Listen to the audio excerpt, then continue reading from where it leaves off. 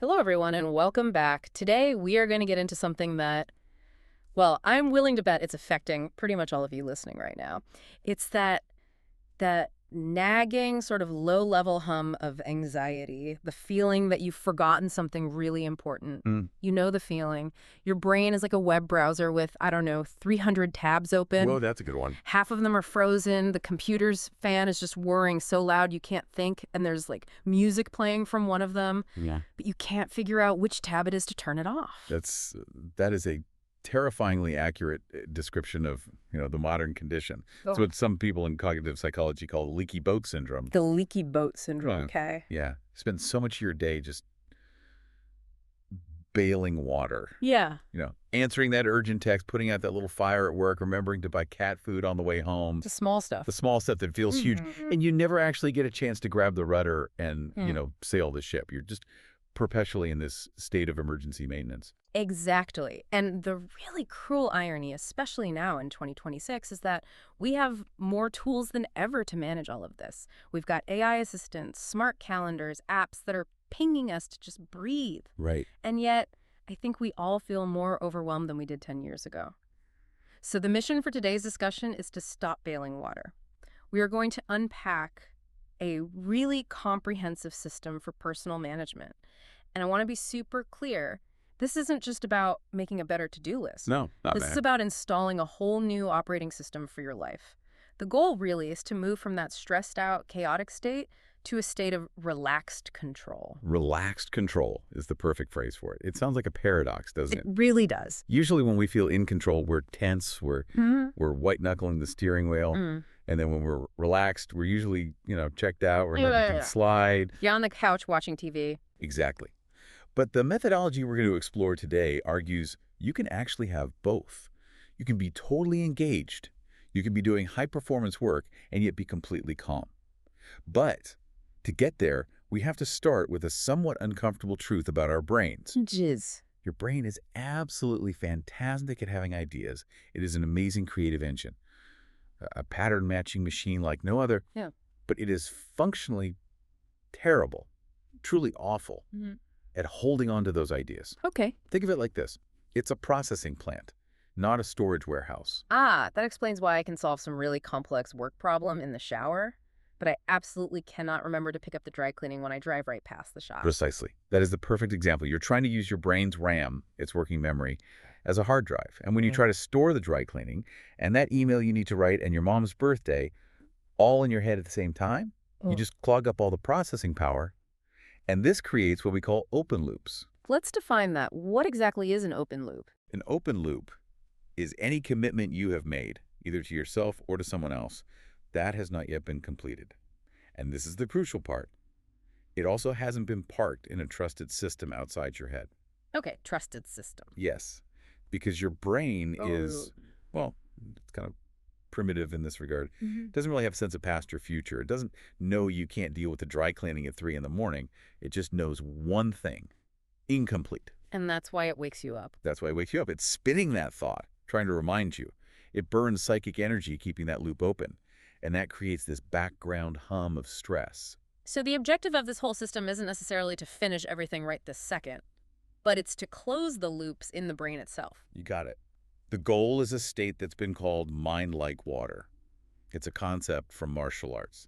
Imagine a perfectly still pond. If you throw a tiny pebble into it, what happens? You get ripples, small ones. Exactly. Small ones. The water reacts appropriately to the force applied. Now, what if you throw a massive boulder in? You get a huge splash. Okay. A wave. Correct. The water responds to the input with the exact appropriate amount of energy and force. Yeah. It doesn't overreact. It's not creating a tidal wave for a little pebble. And it doesn't underreact. It doesn't just ignore the boulder. But here's the absolute key. Yeah. Once the agitation is done, the water returns to calm. It doesn't keep rippling 3 days later because it's still stressed out about that rock. I love that image because right now, for most of us, I think a pebble hits like a slightly passive-aggressive email, and we react like it's a boulder. We splash everywhere emotionally. Or the opposite happens. A real boulder hits, a genuine crisis. And we're so fatigued from all the little pebbles that we're just numb, we don't react at all. Yeah. Mind like water means you are present. You are dealing with exactly what is in front of you with the appropriate resources Yeah. and nothing else. That sounds like a state of existence I would very, very much like to achieve. Yeah. So we are going to break down exactly how to build this system step by step. But before we get into the tactical side of things, I just want to take a brief moment here. Yes, it's so important to frame this correctly before we really dive in. Absolutely. If you are enjoying this video, please watch it until the end. This greatly helps the channel and encourages us to continue our work. We really appreciate you being here with us. So let's begin with, let's call it Module 1, the core philosophy. If you take nothing else away from our discussion today, it has to be this concept, externalizing the mind. This goes right back to what you said about the brain being a bad storage device. Correct. The fundamental non-negotiable rule is that you absolutely must capture 100% of your incomplete tasks, ideas, and commitments. And they have to be in a trusted system outside of your head.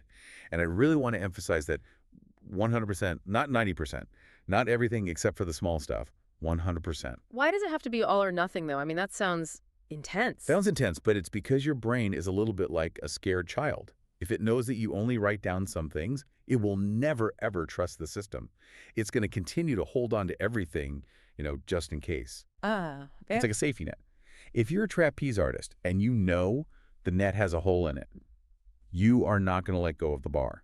You're going to stay tense. You only let go, you only relax if you trust that net completely. That makes perfect sense. Okay, so we're dumping everything out, and we call all this material stuff. A very technical term, yes. Stuff. Right. Stuff is anything, Mhm. literally anything, Yeah. that has entered your psychological world that doesn't belong where it is and doesn't have a determined outcome yet. It's that piece of junk mail on the kitchen counter, the cryptic note you wrote to yourself on a napkin, that sudden thought you have, I should really learn Spanish. It's all just stuff until we process it. And by processing this stuff, we're making a big shift, right? We're moving from time management to what you'd call attention management. Yes. And this is such a critical distinction. We are obsessed with time management. We buy planners, we use apps, we try to squeeze, 65 minutes out of every hour. But the reality is time passes no matter what you do. You cannot manage time. You can only manage where you place your attention.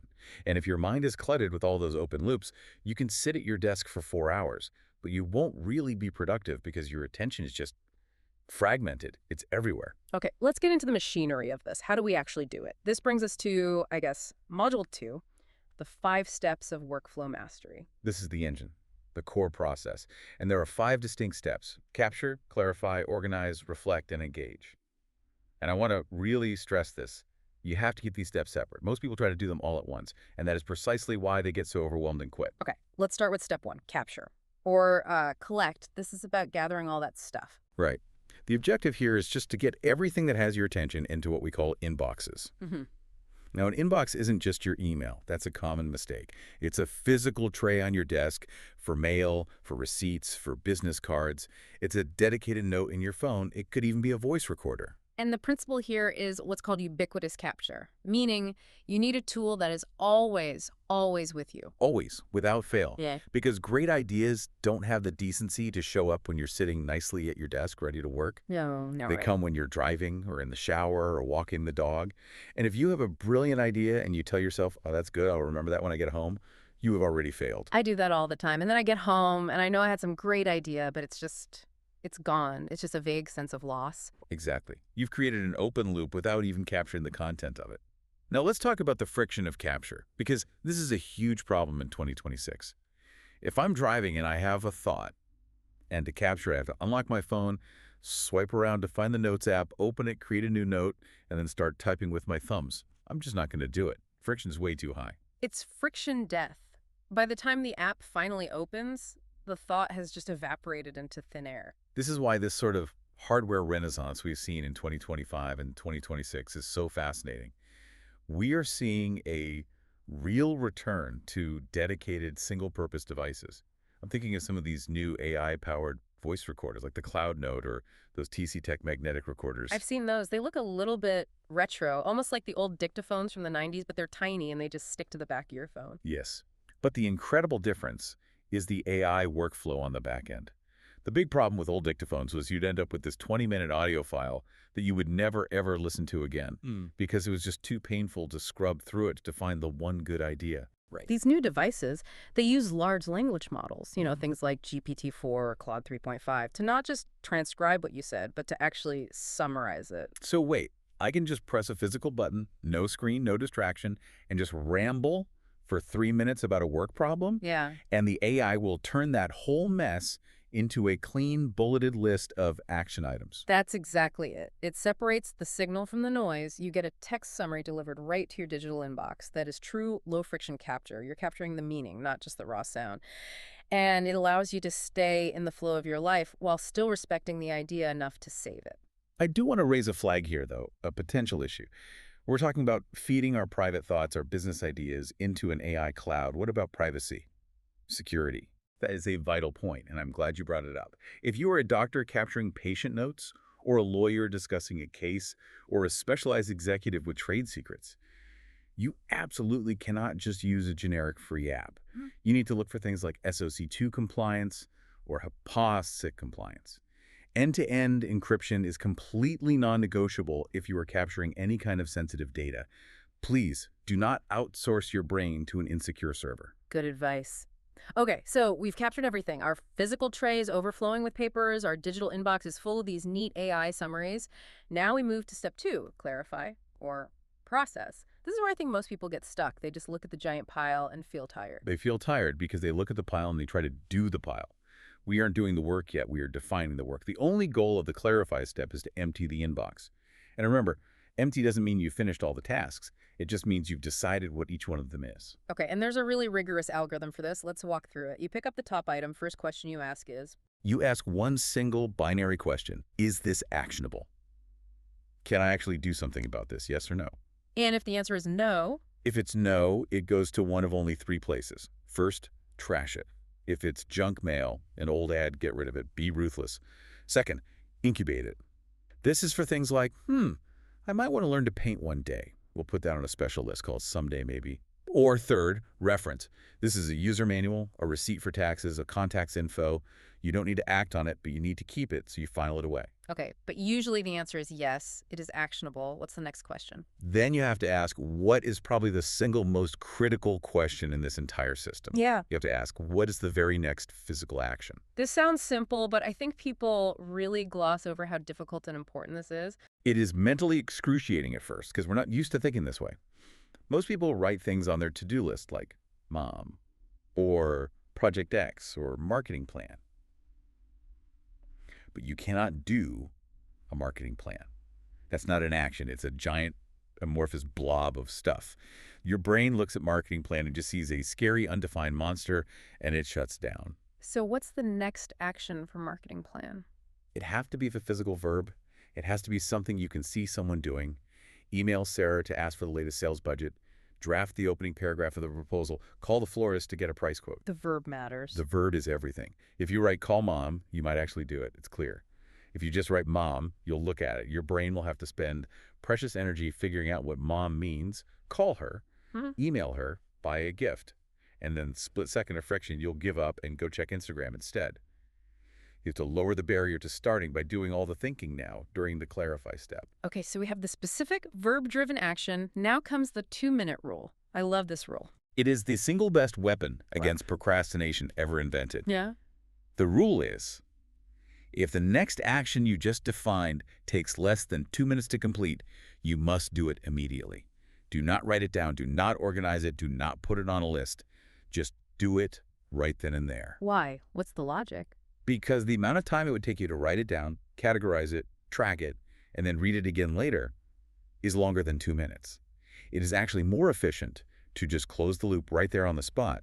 Plus, there's this massive psychological boost, a huge dopamine hit. You can clear 10 quick emails in 20 minutes, and suddenly you feel like a god of productivity. You're clearing all the little stub toes of life. And if the action takes longer than 2 minutes? Then, and only then, do you have 2 choices. You delegate it, if you aren't the right person to do it, or you defer it, which simply means you put it on a list to do later. Which leads us perfectly into step 3, organize. We're now taking those deferred items and putting them into the right containers. Yes, And please, for the love of all that is holy, do not just have one giant list called to do. That is a recipe for complete madness. We need specific categories, specific buckets for these actions. Okay, let's run through the primary lists we need. First up, you need a projects list. Now, in this system, a project has a very specific definition. It is any outcome you want to achieve within the next year that requires more than one step. That's a very low bar. So, buy a new toaster could technically be a project. Technically, yes. If step one is research toaster reviews online and step two is go to the store and buy the coaster, that's a multi-step outcome. It's a project. Most people are juggling between 30 and 100 active projects, and they don't even realize it. This list is just an index. It's a stake in the ground to make sure you don't lose track of all the outcomes you've committed to. But we don't actually work off the projects list day to day. No, absolutely not. That would be overwhelming. You work off your next actions lists. These are the discrete, single physical tasks, and historically these were organized by what was called context. Contexts used to be physical locations, like at office, at home, or maybe a tool like at phone. Exactly. Because 20 years ago, that made perfect sense. If you were at home, you couldn't do your office work. You physically couldn't access the files of the computer. Yeah. But today, I can do my office work from my phone while I'm standing in line at the grocery store. The lines have completely blurred. So are contexts dead? Is that idea obsolete? No, not at all. Yeah. They just need to evolve for the modern world. Instead of organizing by location, try organizing by energy level or by the tool you need. I really like the idea of energy levels. That seems very intuitive. It's a total game changer. Make a list called At High Focus. This is for your deep work, your coding, your writing, your strategic planning, the stuff that requires your best brain. Then make a list called At Low Energy, or my personal favorite, At Brain Dead. Brain dead is definitely my favorite category. It's probably the most useful one. Think about it. It's 4:00 p.m. on a Friday. You are tired. You have zero creative energy left in the tank. But you still want to be productive for another hour. So you open the Gap Brain Dead list. What's on it?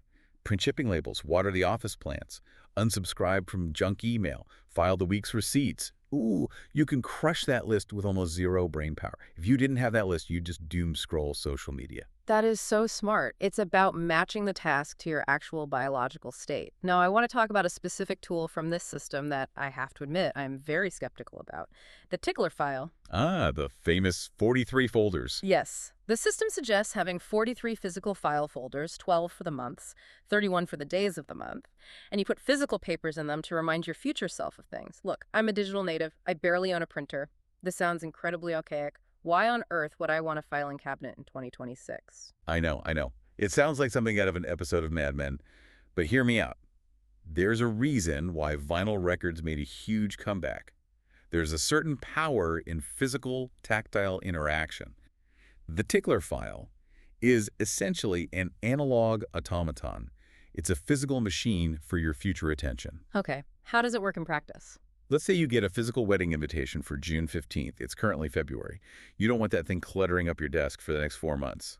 So you take the invite and you drop it into the folder labeled June. It is physically gone, out of sight, out of mind. Okay, I'm with you so far. On June 1st, as part of your routine, you open the June folder, and inside you find the invite. You see the wedding is on the 15th, so you take it out of the June folder and move it to the daily folder marked 15.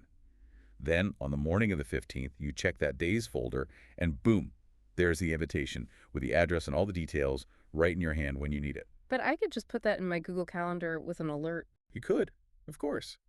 But digital notifications are so easy to just swipe away and ignore. They're ephemeral.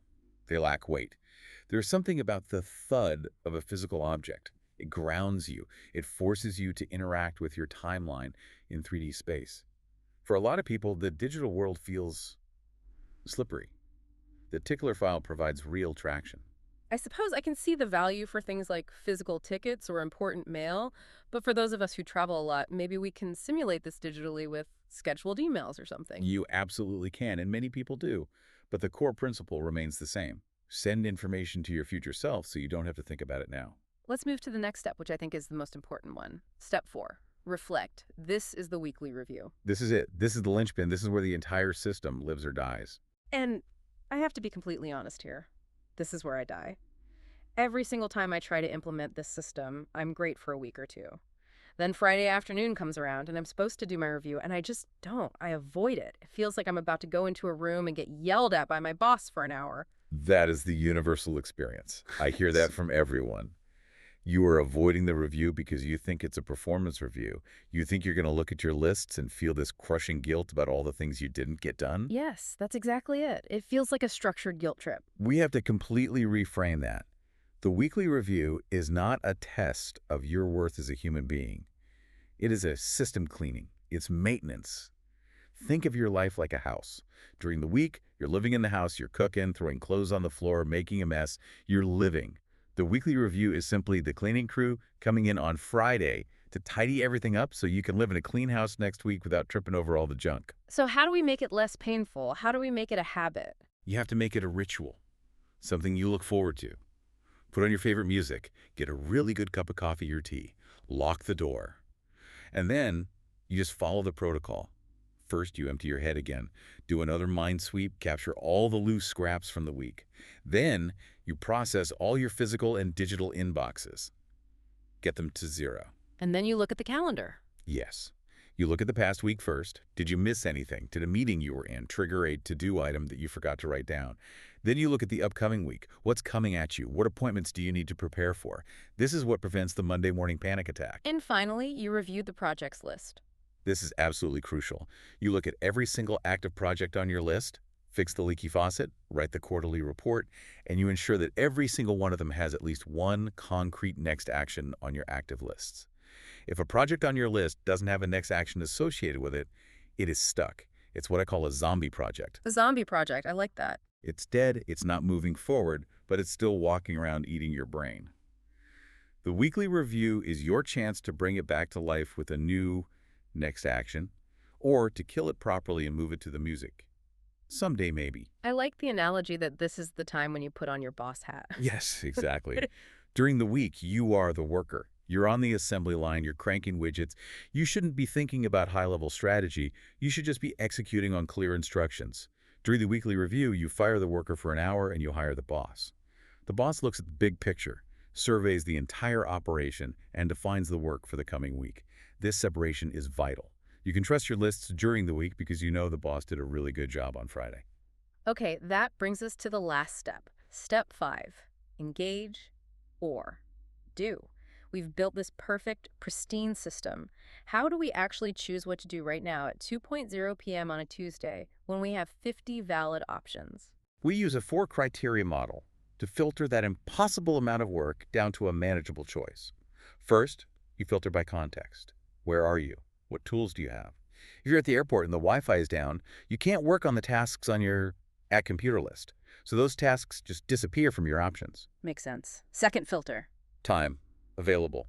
Do you have 10 minutes before your next meeting? Or do you have a 2-hour block of free time? Don't start writing a 2-hour report in a 10-minute window. You'll just get frustrated and feel like you accomplished nothing. Pick a 10-minute task. And third is energy. Energy available. We touched on this with the contexts. Are you feeling fresh and creative? Tackle the hard, strategic stuff. Are you completely fried? Go to your @braindead list and do some filing. And after all that filtering, the final criterion is priority. Right. Once you've filtered your lists by your current context, time, and energy, you're probably left with a much smaller, more manageable list of options. Maybe just a handful of tasks. Then, and only then, you use your intuition, your professional judgment, to pick the most important one. And because you trust that your whole system is complete, you can feel genuinely good about that choice. You know what you were doing, and just as importantly, you know what you are not doing, and you're okay with it. That's the key, isn't it? Feeling okay about what you're consciously choosing to neglect. That is the absolute definition of stress-free productivity. Let's move into what we're calling Module 3. I want to go a bit deeper here, move beyond the day-to-day. We've covered the runway, the daily grind of next actions, but let's talk about the horizons of focus. Vertical planning. This is where we zoom out from the tarmac. If the next actions are the runway, what's happening at the higher altitudes? Right, we said 10,000 feet as projects. What's at 20,000 feet? At 20,000 feet, you have your areas of focus and responsibility. This is where I find people often locate the true source of their unhappiness. These aren't projects with an end date. They're ongoing roles and standards in your life. Father, health, financial stability, department manager. You never finish being a father. You maintain it. You nurture it. Why is this level so important to review? Because you can be incredibly productive and successful at the runway level. You're checking off boxes, answering 1,000 emails, getting promotions, but you can be completely failing at the 20,000-foot level. You might be winning every award at work, but completely ignoring your health or your family. You're climbing the ladder of success with incredible efficiency, but it's leaning against the wrong wall. Oof, that hits home. So the weekly review isn't just about clearing out task lists, it's about ensuring alignment across these different altitudes. Exactly. And then you go up from there. 30,000 feet is your 1 to 2 year goals. 40,000 feet is your 3 to 5 year vision. And 50,000 feet and above is your life purpose and principles. The higher levels must inform the lower levels. If your 50,000-foot purpose is to be an adventurous global explorer, but your runway is filled with tasks like organize the garage and row the lawn, you are going to feel a deep, painful dissonance. The system forces you to look at that mismatch and renegotiate it. Speaking of renegotiation, there's a really scary statistic in the outline. The average professional has a backlog of somewhere between 300 and 500 hours of already committed work. It is absolutely massive. It's a tidal wave. You physically cannot do it all. It is not possible. So the system allows you to look at that huge stack of commitments and consciously, strategically say, you know what? I am not doing this right now. You move it to the someday maybe list. And that isn't failure. That is high-level strategy. It stops that internal guilt trip, that voice in your head that's always whispering, I should be doing this, I should be doing that. Okay, now I want to pick a fight. There's a big debate in the productivity world between this methodology, which is often called GTD, and the concept of deep work, which has been popularized by people like Cal Newport. Ah, yes. The busyness versus depth debate. It's a good one. Exactly. I have to play devil's advocate here for a moment. We're talking a lot about processing stuff, cranking through widgets, getting to inbox zero. Isn't this whole system just a way to make us really, really efficient at being shallow? If I'm always checking my next actions list and doing 2-minute tasks, am I ever going to do the profound, difficult, focused thinking that actually moves the needle in my career?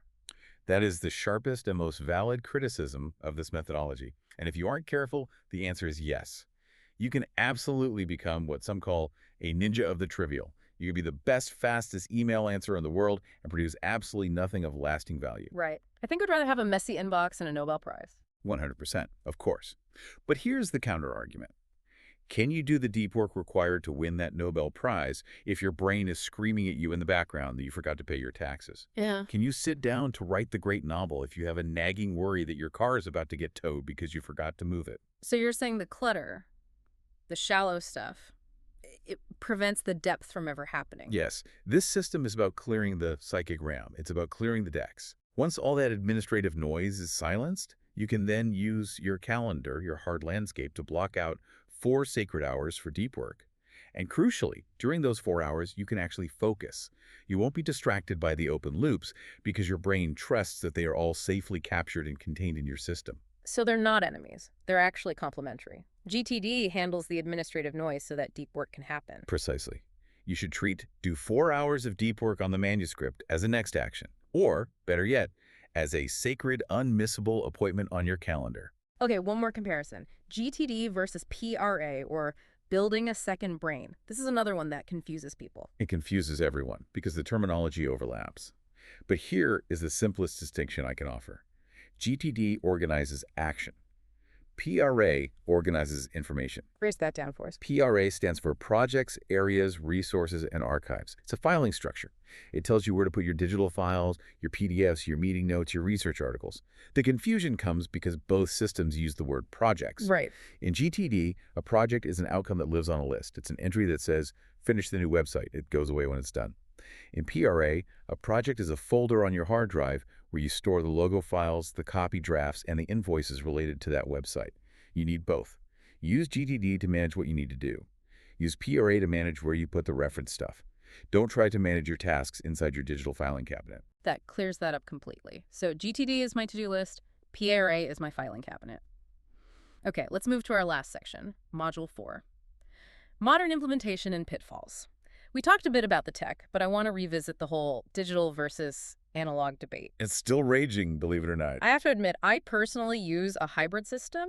I use digital apps for storage and my calendar, but I plan my actual day on a physical index card. That is a very common power user move, Yeah. and it makes perfect sense. Digital is fantastic for storage, for searchability, for syncing across devices, but paper is king for focus. You cannot alt-tab away from a piece of paper. It has a high friction to change, which in the moment of focus is actually a good thing. It anchors you. Let's talk about the pitfalls. Where do people commonly fail with this? The biggest one, by far, is hoarding. People put everything on their lists and then they never prune them. They never delete anything. If your next actions list has 200 items on it and you know deep down you're never going to do half of them, your brain stops trusting the list. It just becomes another source of overwhelm. You have to be ruthless. Delete things. Move them to someday maybe. And I'm guessing the generic action problem comes back again. Oh, always. Writing mom instead of call mom about her travel plans for the holidays. That tiny bit of friction created by an undefined task is the silent killer of execution. I want to wrap up by connecting this entire system back to the psychological concept of flow. This is the ultimate payoff. This is the whole point. Mind like water is essentially another name for the flow state. Flow, that feeling of being completely immersed and losing track of time, can only happen when you are fully present and not distracted. By removing the friction of what should I do next, and by silencing the anxiety of what am I forgetting, you dramatically lower the barrier to entry for flow. You can snap into that high-performance mode almost instantly because there's nothing else pulling at your attention. It's about removing all the drag on the airplane so it can actually fly at its top speed. Exactly. A perfect analogy. We're coming to the end here, and I think it's really important to emphasize that this system, it's not about being a robot. No, absolutely not. In fact, it's about being more human. Robots don't need this. They just execute code. Humans have intuition, spontaneity, creativity. But you cannot be truly spontaneous if you are constantly worried that you are dropping the ball on your commitments. This system provides the structure that gives you the freedom to be spontaneous. You know exactly what you are choosing to ignore when you decide to take the afternoon off or chase a crazy new idea. You can do that guilt-free, knowing that the rest of your life is safely parked and waiting for you when you get back. That is a truly liberating thought. I have a challenge for everyone listening. Let's hear it. Start with just one single thing from our talk today. Do a mind sweep. Right now, or as soon as this is over, take a physical piece of paper and a pen and write down every single open loop that is currently on your mind. Big, small, personal, professional, everything. Buy cat food, figure out my life's purpose, fix that squeaky door handle, just get it all out of your head until there's nothing left. And then what? That's it. Just notice how you feel. You haven't actually done any of the tasks yet. You haven't solved any problems. But I absolutely guarantee you will feel an immediate physical sense of relief and clarity. And that feeling, that is the power of externalization. That is a fantastic place for everyone to start. A massive thank you to everyone for tuning in to this discussion on mastering your workflow. We really hope this helps you move from bailing water to actually sailing your ship. Indeed. If viewers enjoyed the video, they can subscribe to the channel, activate the notification bell to be notified about new videos, click the like button, and share the video with their colleagues, as this helps us maintain the channel. Thank you. Goodbye, everyone. And remember to keep your mind like water.